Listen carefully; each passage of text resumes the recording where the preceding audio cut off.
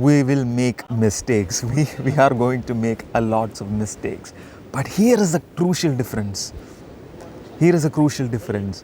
We see the mistakes as an opportunity. How would you experience this deep level of trust and surrender if everything was given on a plate? Trust is the backbone of surrender. The more trust we can cultivate within ourselves, the deeper we can surrender. The real work is through life. It's through the filters and the judgments that we experience, the triggerings that we get from relationship with other people, etc. That gives us the opportunity to look at with self-honesty, our own self, and let go of these layers which puts a barrier between us and the Paramatma, the divine supreme source. I'm not going to doubt in your divine power ever again. And I will surrender deeply. I will surrender deeply. The source presence is the Paramatma, and the individual soul which we are is the Jivatman, and we experience we are as one with the Paramatma.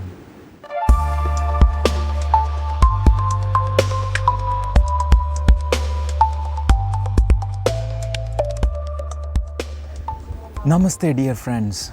Welcome to the second episode of Trust and Surrender. And this is about unconditional divine love. And this comes as the second episode of taking a deep dive into the unknown, and which is synchronistic for me, because when you journey into the unknown, you experience all kinds of triggering and the ability to work with it, and on the other side is oneness, where the separation dissolves and you experience oneness. This is something I have profoundly experienced for the last few days. A sense of complete merging into the light.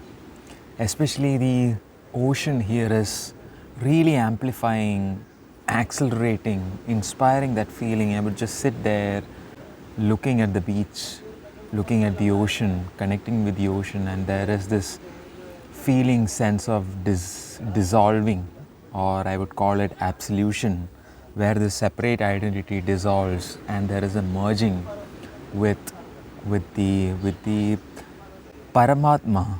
You know, in yoga they call it the source presence is the Paramatma, and the individual soul which we are is the Jivatman, and we experience we are as one with the Paramatma. And there was this feeling of deep trust and vulnerability. Deep trust that you know within every cell of your being that you are supported, that you are held.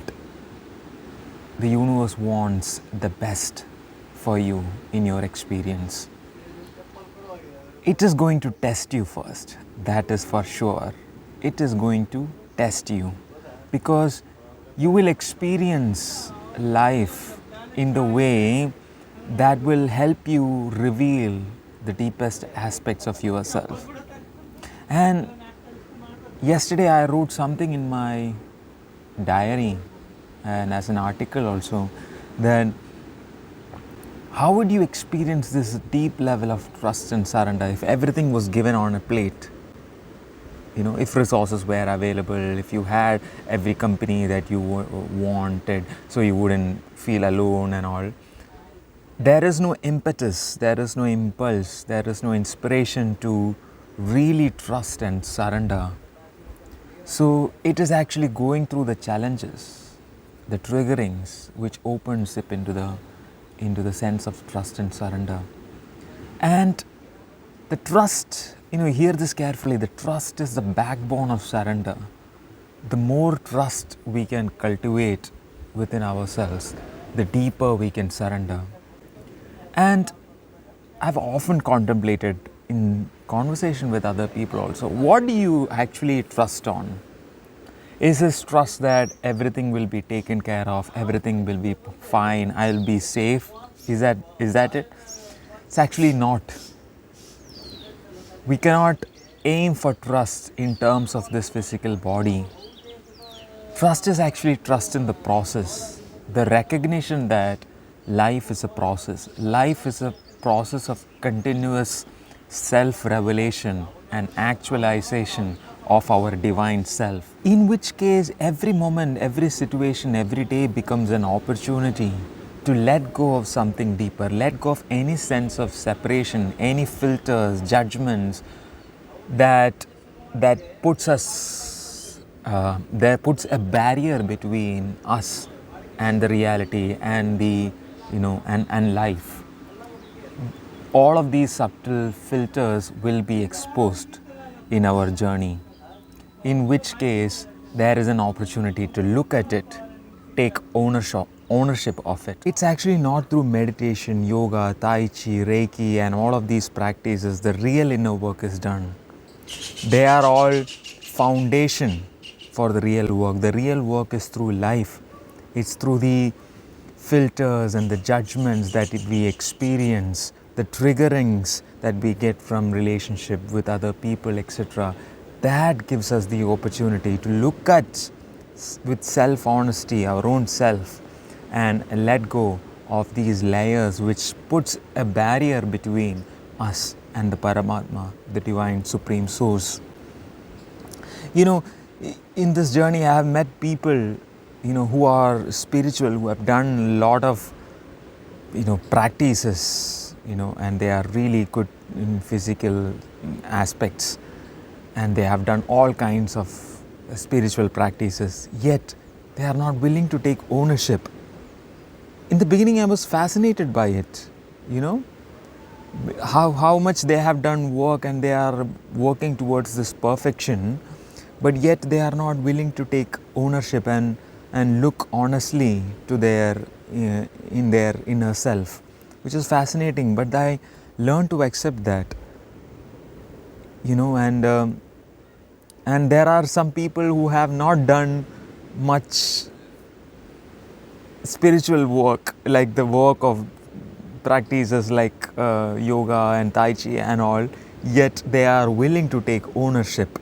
They are willing to look at their own self with honesty, and then they progress naturally in their life. And these practices then can become a spiritual identity which we carry in our head, which blocks us the true evolution. And I am so blessed to be guided on a journey where I see life as the spiritual path. The practice is not separate from the spiritual path. The practice is not separate from the spiritual path.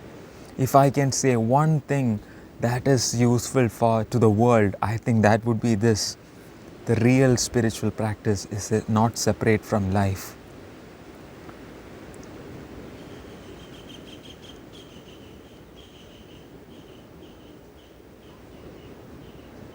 I've come here in Gokarna, like I said in the first episode, without having any idea where I'm gonna stay, with very little cash in my hand, and this lovely guy gave me a place to camp, and I was staying here for a few days, going through a lot of experiences, a lot of reflections from other people, nature, a lot of inner work, meditations, and I also told you about an opportunity that was presented to be a teacher, a yoga and meditation teacher in a nearby studio in a yoga farm, and that just actualized out of nothing. Out of nothing, I just saw the ad, I just went there, and there it is. I have started teaching there already for the last 2-3 days, and such a blessing, because this feels like the deepest yearning that I can express myself like this, facilitate other people through the journey I have undertaken within myself, and that is being met by the universe without ever intentioning or efforting for it. We can decide with the mind, oh, this is what I want, this is something that I'm going to do. But when you follow the soul, when you are in the flow, and the manifestation crystallizes in front of you, that is completely a different feeling. There is a sense of rightness in that. And upon seeing this power of the universe, power of our own divine self, the universe is not separate from our divine self, there was a sense of absolute trust and surrender, a deep, deep surrender. And I just told myself that I'm not going to doubt in you ever again. I'm not going to doubt in your divine power ever again. And I will surrender deeply. I will surrender deeply, And this level of trust and surrender is not again dependent upon that everything will be okay. It's actually dependent upon life is a process, and whatever experiences I will have will be the best for me in terms of my evolution. That is where the difference is. In which case you start to accept and allow the experiences to flow through you, and just life just becomes magical. You see opportunity, reflections in everything. I think that's where your third eye opens. You start seeing reflections of yourself. In Gokarna itself, I have met people who are spiritual and met people who are ordinary, who doesn't have any spiritual background, yet they gave me the most powerful reflections. The people, like the workers in cafes, or a guy who sells crystals here. Such level of open heart, love and connection, and sense of trust in the journey that I have seen in these people, which have inspired me, helped me to let go of my own layers. I'm just really brimming with excitement at all the possibilities that I can be. And these people which offered me the place to do yoga and meditation. Really lovely place. I have a beautiful stay. I have enough food. Really lovely people to connect. All the things that I love, like a TT and chess club and everything. And even more than that, enough space to conduct workshops, extra workshops where I can facilitate the deeper energy work. And when I heard this opportunity, all of these possibilities of what I can create, and infusing music with these, and I'm working through all of these possibilities to actualize in the next iteration of the self, which I know will have a lots of learning, lots of layers to shed, lots of learning in it. So I am, in deep trust and surrender at the moment, seeing with excitement what possibilities might be presented. I think when I was teaching yoga for the last few days, a diagram came into my consciousness during meditation, which I wanted to share here, which is a diagram of the chakra systems, and how that will help infuse consciousness. So as you know, we have 7 chakras in our body, in our energy field, and the root chakra, which is the Muladhara chakra, which is the base, which is around the spine, which really represents the physicality of this life, and which, when this Muladhara chakra is active and fully conscious, we will experience anchoring, a sense of power, a groundedness. Our physical, our creative endeavors will manifest in the physicality of our life. When there is less consciousness in the base, which many star souls experience, and I say without any judgment, because I also experience this something, and I'm still working a lot to bring a lot of awareness and consciousness into the base chakra.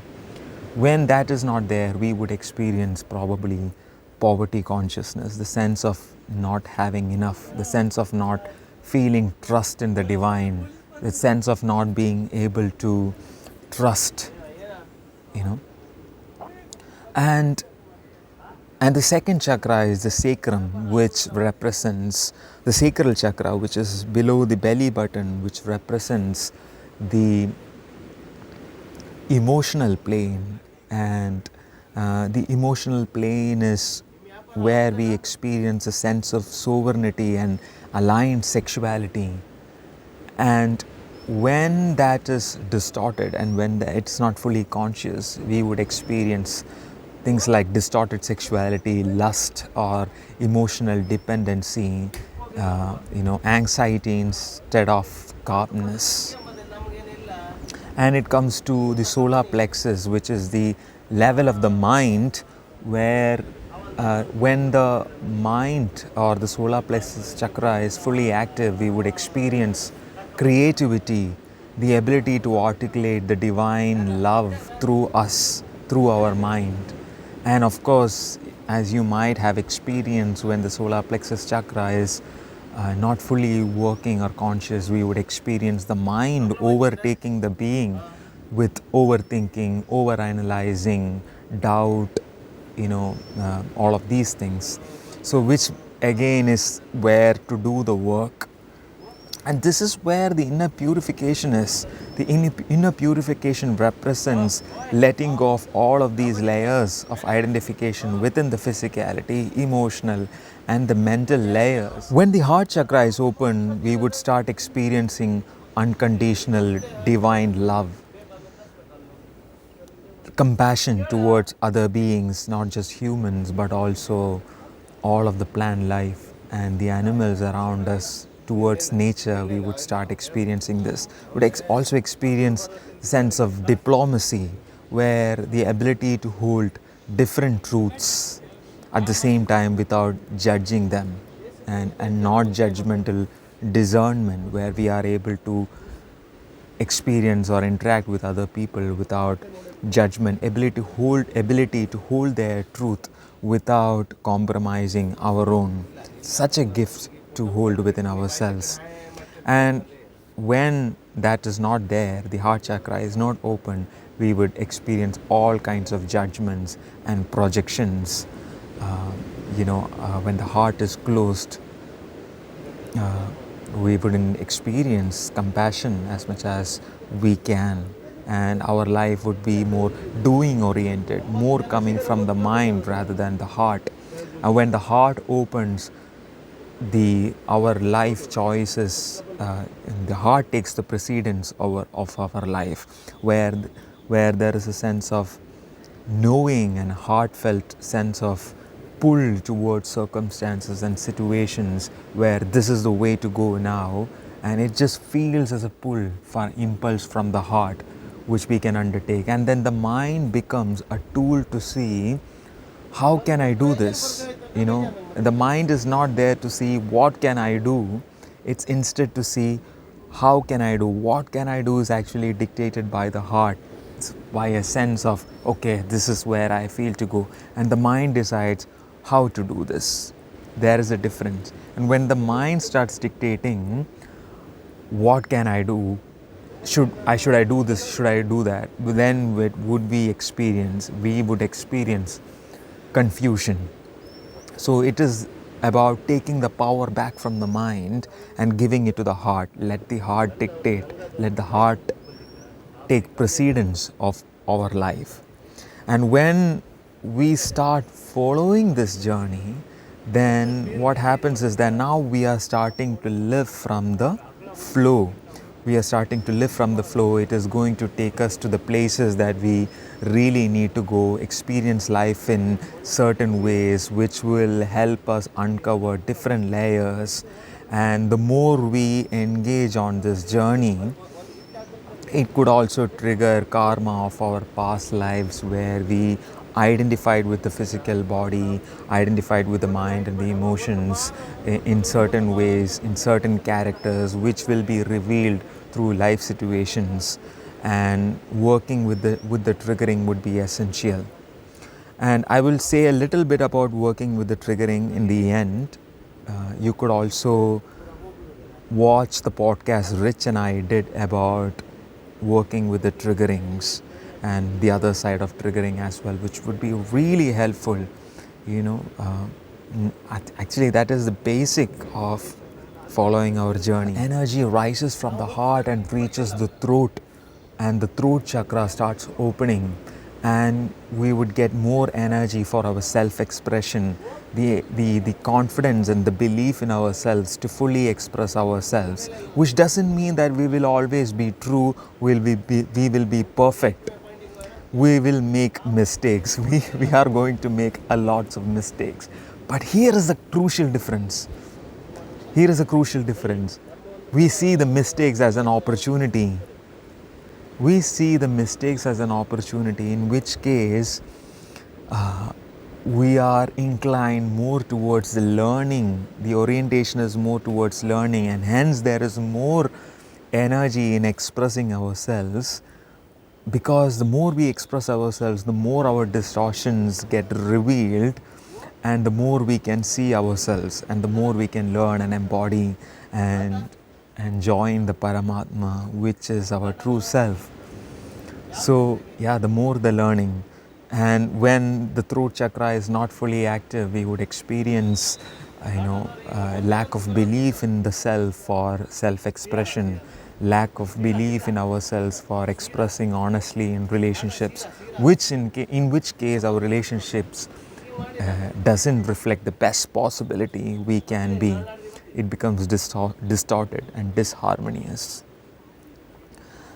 Now the energy rises up again and also reaches the third eye, and the third eye starts opening, which also represents the sense of sovereignty. When we are not really fully sovereign in ourselves, we get lost in the value systems of this world, doesn't know fully who we truly are, lose the connection with our true selves, in which case we live in an identity. We follow the value systems and the desires and the judgments of other people, and our life becomes more around a doing rather than a being. And when we are fully sovereign in our being, we would also experience that through the third eye we start seeing reflections of ourselves. We start seeing both the distorted aspects of ourselves where we can work, and also the aligned aspect of ourselves. The people and nature which embodies and reflects the qualities, the sense of joy and the trust and the chilling. Some people who are around me are reflecting a sense of just chilling, experiences the sense of chilling. Probably it's because of the beach also.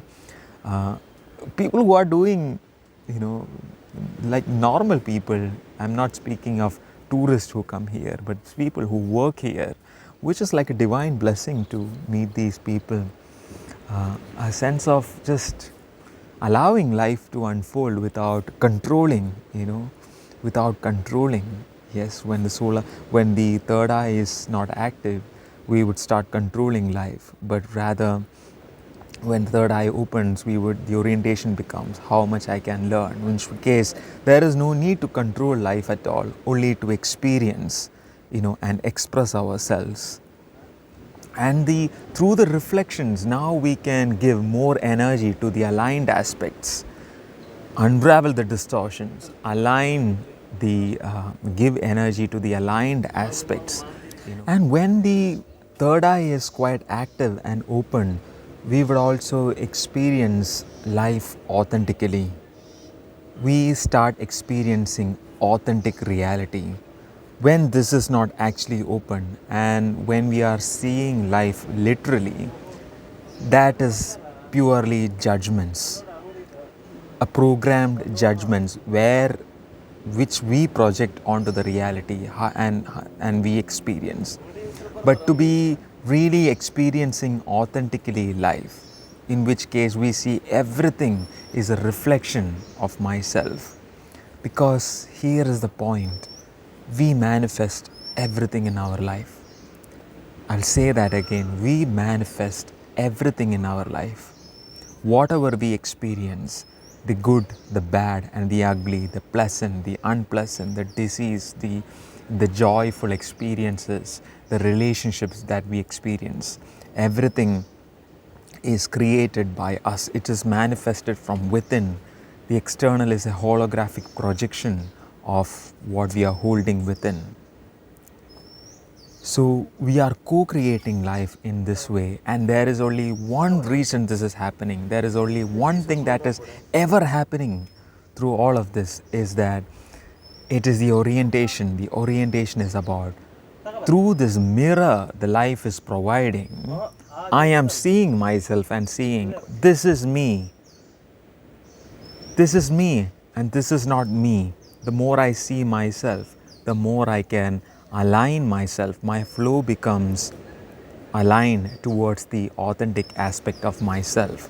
I would start, disengaging from the people who are not in resonance with my vibration, which actually suppresses me, which whom projects or judges me. But instead I see that as an opportunity, and I work with people who are in align with my vibration and helps me to embody deeper aspects of myself. Yeah, that is the most, I think I have spoken about this many times here and also in different platforms, is that the most empowering question we can ever ask ourselves is this. Hear this carefully. The most empowering question is, why did I manifest this? Especially when things get challenging or triggering, when other people judges you, when you experience let's say poverty consciousness, a sense of not having enough, when a sense of failure or your creative endeavors are not being met in this world, experience with this family for example, and there is a sense of triggering, the best question to ask is, why did I manifest this? What in me is creating that, and what can I learn from it? And I would say this question alone helps us to progressively determine our true self. And what are we truly aiming for? What are we really moving towards? I would say it is absolution, the sense of dissolution of the separate identity, which I think I am the body, the mind, the emotion. I am not that. I am the supreme one self, the Jiva, the Paramatma.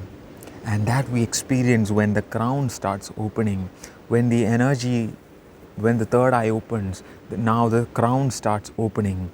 And when the crown is not open, we would start experiencing rigidity and lack of spontaneity.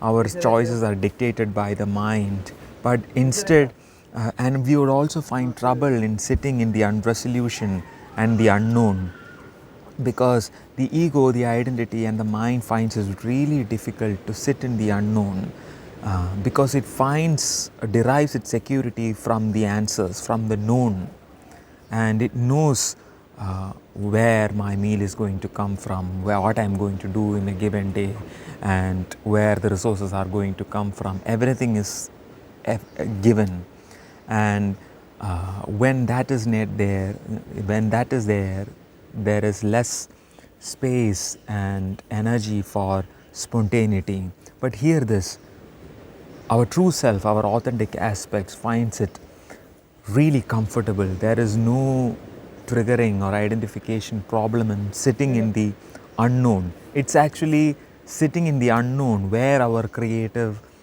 endeavors take shape. So there is absolutely every impulse to sit in the unknown, sitting in the unresolution, and where the creative endeavors now take shape through the crown. And also when the crown is open, we would start experiencing the sense of absolution, where we merge with the divine light. a sense of trust and surrender into the divine light, where we know that everything is taken care of, in the sense of not protecting this identity, but everything is taken care of in the sense that every experience I am going to have in this lifetime or in the next lifetime is going to be for the best interest of my soul. In which case, even at the moment of passing on, in the death, we know that we are much beyond this physical body, mind, and the emotion. We are the Paramatma, and hence there is no fear in letting go of this physical casket and joining the light. And I would say here, please listen this carefully, there is no other place to be other than this. Nothing on the external is going to deliver the sense of completeness as to the compared to the joy of experiencing divine light, experiencing the sense of oneness. It's not even the identity which is moving towards this. It is a natural process of the soul to move towards that. The only thing we have to do is really get out of the way and see our own filters and then join the light.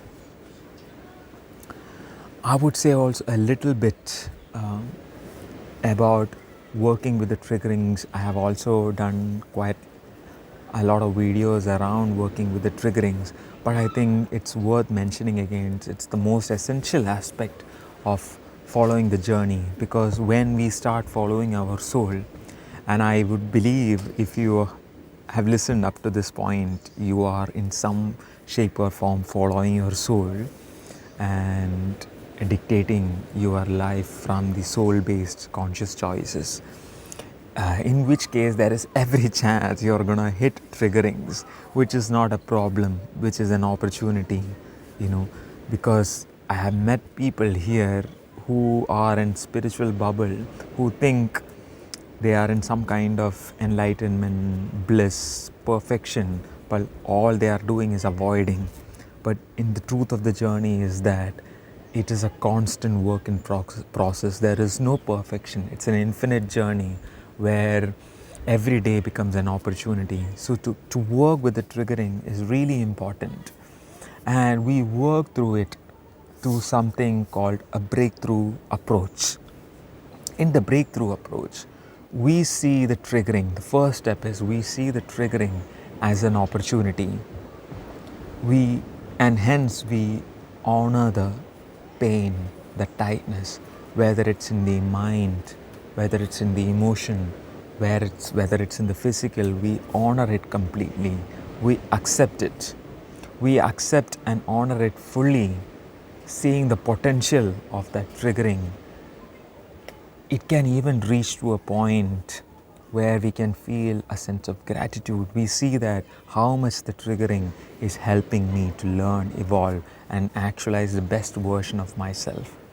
When we can honor that in such a way, honor the triggering, the tightness in such a way, the next step is to express that pain out into the world, not to project it other people, which is ever only an avoidance mechanism, which is like throwing out the pain into the world and not taking ownership. So it is crucial to take ownership of it, that I created this, I am going to take ownership of it, and I will learn through it. And hence, to express that pain by making a movement, taking a position, an asana, or making a sound, screaming, crying, journaling, whatever that is, making all sorts of expression to animate the pain, really animate the pain, so that this might sound really counterproductive, but animate the pain such that it enlarges. We blow into the pain, so it becomes bigger. Now we can see it, now we can feel it, there is no avoidance of it. Now turn into it completely, accept it, allow it, to the point that we don't even need to delete it. We don't even need to diminish it. We don't need to fix it. When we find that level of acceptance with the pain, we have found oneness through it. And remember, we are always looking for the sense of oneness, absolution into the pain. It is only the polarity, I and pain, I and the trauma, which I am avoiding, which puts a separation between the experience, which is the problem. But when we can allow the pain to be completely there and not shy away from it, fully experience it, express it, and surrender into it and experience the oneness through it, that's when it dissolves. That's when it truly dissolves. Now, I don't need to recreate it anymore in my life. The relationship which was reflecting the distortions, the misalignments, the pain now changes because I have worked with it inside. And remember, the external is still a holographic projection of the internal, in which case, when this changes, the outside changes as well. How beautiful is that?